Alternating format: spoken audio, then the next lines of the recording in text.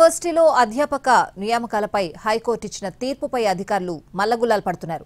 ఎలా ముందుకు వెళ్లాలని న్యాయ నిపుణుల సలహాలు తీసుకుంటున్నారు. హైకోర్టు తీర్పుతో 2014లో నియామకమైన అధ్యాపకుల్లో టెన్షన్ నెలకొంది. తెలంగాణ విశ్వవిద్యాలయంలో అధ్యాపక నియామకాలపై కాంట్రాక్ట్ లెక్చరర్ల అసోసియేషన్ 13 ఏళ్ల పోరాటం ఫలించింది. 2012లో ఇచ్చిన నోటిఫికేషన్పై అభ్యంతరాలు వ్యక్తం చేస్తూ 2013లో హైకోర్టును ఆశ్రయించింది. హైకోర్టు ఇచ్చిన తీర్పులో 2012లో ఇచ్చిన 2 నోటిఫికేషన్లు పక్కన పెట్టి పునఃసమీక్షించాలని తెలిపింది. కొత్త నోటిఫికేషన్లు ఇచ్చుకోవచ్చని స్పష్టం చేసింది. మరోవైపు సింగిల్ బెంచ్ తీర్పును సవాల్ చేస్తూ డివిజన్ బెంచ్కు వెళ్లేందుకు అధ్యాపకులు సన్నద్దమవుతున్నారు. వర్సిటీ అధికారులు కూడా న్యాయ నిపుణుల సలహాలు తీసుకుంటున్నారు. ఇంకోవైపు వర్సిటీ అధికారులు కొత్త నోటిఫికేషన్లు ఇచ్చి హైకోర్టు తీర్పును అమలు చేయాలని విద్యార్థి సంఘాలు డిమాండ్ చేస్తున్నాయి.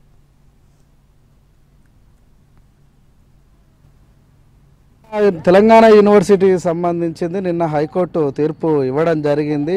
ఏదైతే 2012 నోటిఫికేషన్లో ఎవరైతే రోస్టర్ విధానాన్ని పట్టించుకోకుండా అప్పుడున్న వైస్ ఛాన్సలర్లు వాళ్ళను దాదాపు ఒక 41 మంది, ప్రస్తుతానికి 41 మంది ఉన్న పరిస్థితి ఉంది. వాళ్ళను తీసుకున్నారని చెప్పి రాష్ట్ర హైకోర్టు కూడా తీర్పు ఏమని ఇచ్చిందంటే వాటిని రద్దు చేయాలని చెప్పి చెప్పడం జరిగింది.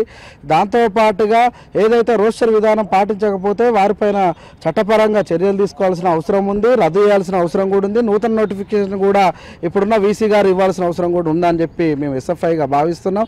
దాంతోపాటుగా 2009 నోటిఫికేషన్ ఏదైతుందో ఆ నోటిఫికేషన్లో కూడా అనేక మంది ప్రొఫెసర్లు ఇవాళ ఆ విధంగానే రోస్టర్ విధానం పాటించకుండా వచ్చినట్టుగానే ఉందని చెప్పి కూడా తెలుస్తుంది. అందులో ప్రధానంగా ఏదైతే రిజిస్టర్లుగా చేసిన వాళ్ళు ఎవరైతే ఉన్నారో వాళ్ళు కూడా ఉన్నారని చెప్పి కొంతమంది సిఓఈలు కావచ్చు, సిఓఈగా చేసిన వాళ్ళు కూడా ఇందులో ఉన్నారు.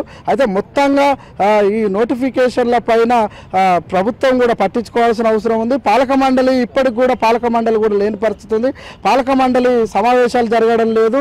ఒక పాలక మండలి సమావేశం ఏర్పాటు చేయాలంటే ప్రభుత్వం ఆ పాలక మండలి సభ్యులను కేటాయించాల్సిన అవసరం ఉంది. కానీ ఇప్పటి వరకు కూడా కాంగ్రెస్ ప్రభుత్వం అధికారంలోకి వచ్చిన తర్వాత కూడా ఆ పాలక మండలి పెట్టని పరిస్థితి ఉంది. పాలక మండలిని కూడా పెడితేనే ఈ విద్యారంగం అభివృద్ధికి అవకాశం ఉంటుంది. కాబట్టి ప్రొఫెసర్ పోస్టులు ఏవైతే ఇవి రద్దు చేస్తున్నామని చెప్పి హైకోర్టు ఇచ్చిన తీర్పును కూడా మేము స్వాగతిస్తున్నాం. ఖచ్చితంగా దీని మీద తెలంగాణ యూనివర్సిటీ వీసీ రిజిస్టర్ స్పందించాలి.